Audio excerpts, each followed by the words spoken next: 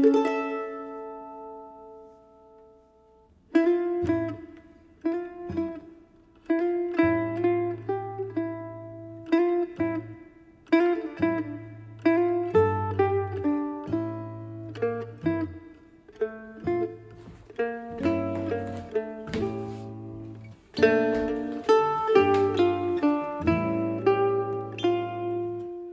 you think you might want to become a farmer.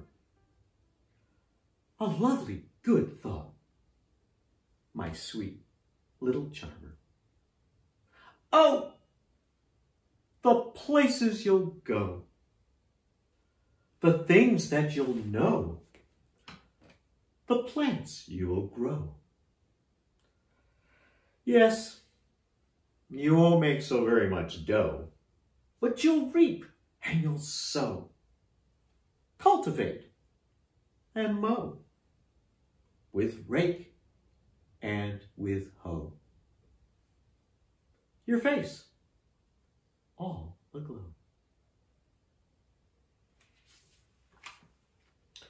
But who is a farmer? I see you want to know.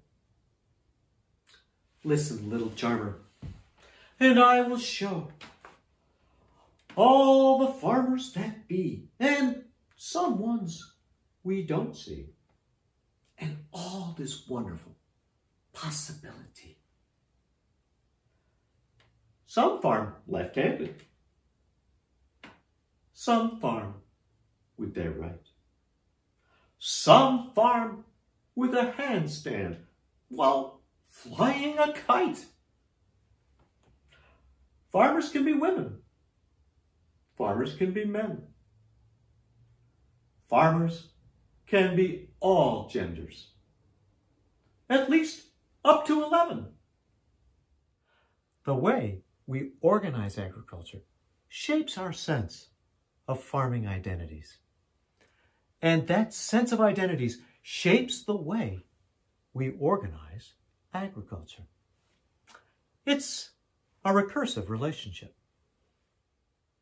And central to that recursive relationship has long been the idea that farmers are men.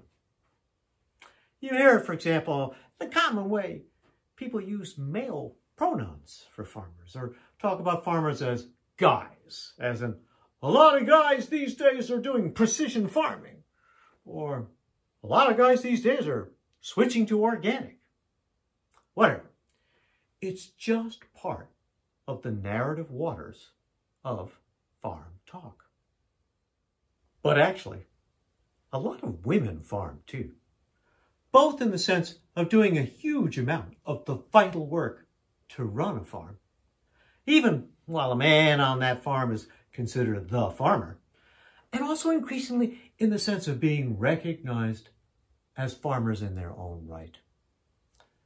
The US Agricultural Census has been trying to get better about this, and they switched to the term farm operator.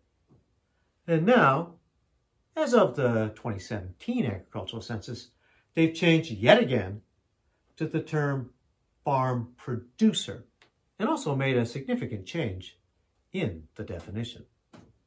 In 2012, a farm operator was defined as a person who operates a farm, either doing the work or making day-to-day decisions about such things as planting, harvesting, feeding, and marketing. The census got a lot of complaints about this definition because people said it was biased towards conventional understandings of farm work, emphasizing physical labor and machinery operation, which are typically gendered on a farm.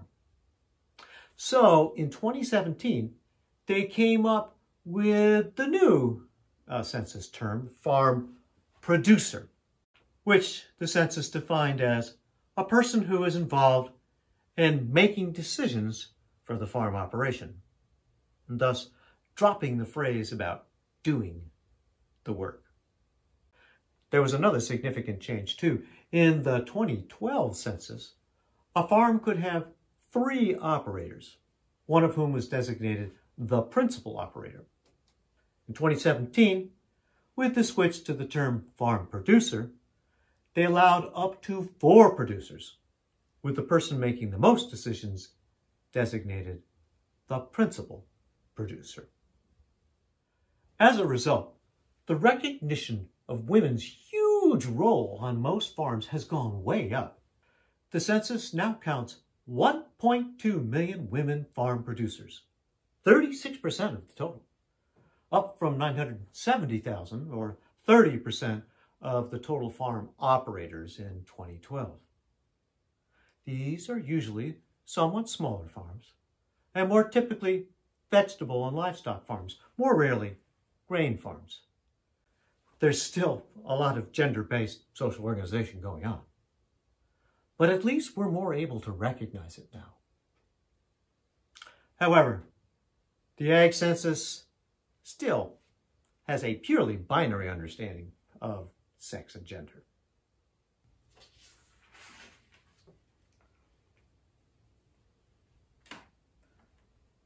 Farmers can be black, can be brown, can be white.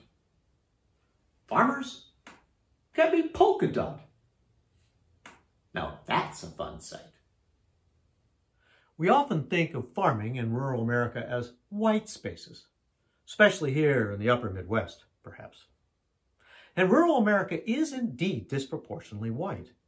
As of 2018, racial and ethnic minorities constitute 42% of the U.S. metropolitan population and 22% of the non-metropolitan population. But the minority population of farmers is way, way lower than 22%. Take the disproportionality suffered by black farmers. African Americans make up 8% of the U.S. rural population, but only 1.3% of farm producers. Just 45,508 out of 3,399,834 farm producers in the U.S. In Wisconsin, out of 110,347 producers that the census registered, just 73 are African Americans, about a 20th of the national proportion. The picture used to be quite different. A century ago, African Americans constituted 15% of farmers in the U.S. What happened? Systematic bias and discrimination. In a word, racism, especially at the hands of the U.S. Department of Agriculture and its agricultural lending, which is crucial to getting land and to keeping it. In 1997, a black farmer named Timothy Pigford filed a class action lawsuit against Dan Glickman, then the U.S. Secretary of Agriculture, and on April 14, 1999, won. About $1 billion was appropriated and 13,300 claimants received about $50,000 settlements each. This case is often called Pigford I because in 2010, the U.S. Farm Bill followed up with an appropriation of an additional $1.2 billion to settle the discrimination claims. A second settlement, often called Pigford II. Pigford I and Pigford II have made some difference, especially leading to significant reflection on the part of the USDA and others involved in farm lending and other farm services. And the numbers of minority farm producers in the U.S. have finally started to come up a bit. Some of it through the rise of urban agriculture. But there is still a long, long way to go to reverse this awful legacy of racism. But there's something we forget, my sweet little charmer. There's more people that farm than those we call farmer, or even farm operator or farm producer. We need some terms that are truer and looser. Those we call farm workers surely produce from the land. although the bank may not control them with a dead hand. It's not having a mortgage that a producer makes, or renting from a landlord who takes with no aches. So let's talk about this strange phrase, farm workers. Why don't we call those who do the work on farms farmers too? After all, at least until 2012, doing the work was a key way that the census itself defined someone as a farm operator. Come on, y'all! Farmers work and workers farm. And they all make decisions. The real boundary here seems to be who has secured the entitlement to the land, either through owning it or renting it.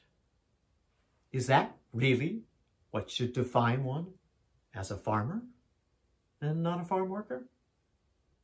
My colleague, Professor Nan Enstead, who is a historical sociologist, points out that this boundary wasn't always there. Into the early 20th century, the term farmer was often inclusive of those we now call farm workers.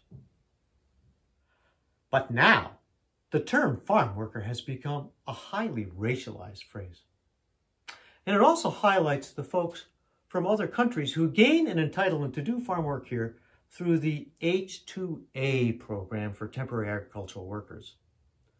These guest workers suffer huge dependence on their employer, as one requirement of their entrance into the U.S. is that they work only for the employer who sponsored them. Rotten employer? Tough luck. You have to leave the country and get a new sponsor to be employed elsewhere. A system rife with abuse. Some even call it disturbingly close to slavery.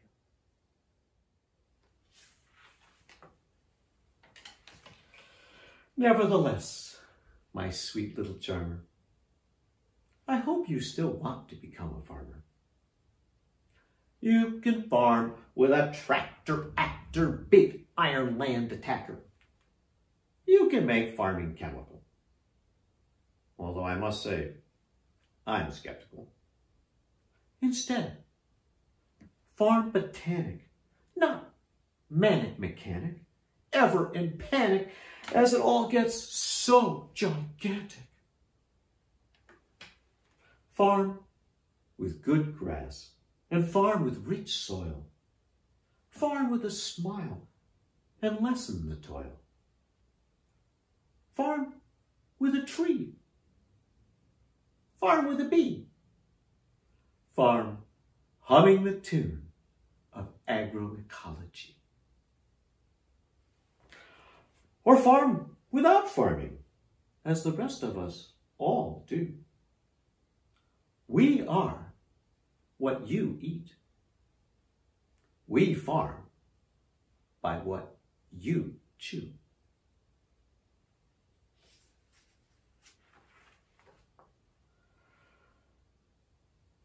So let me conclude by offering a maxim. I think it quite simple. No lofty abstraction.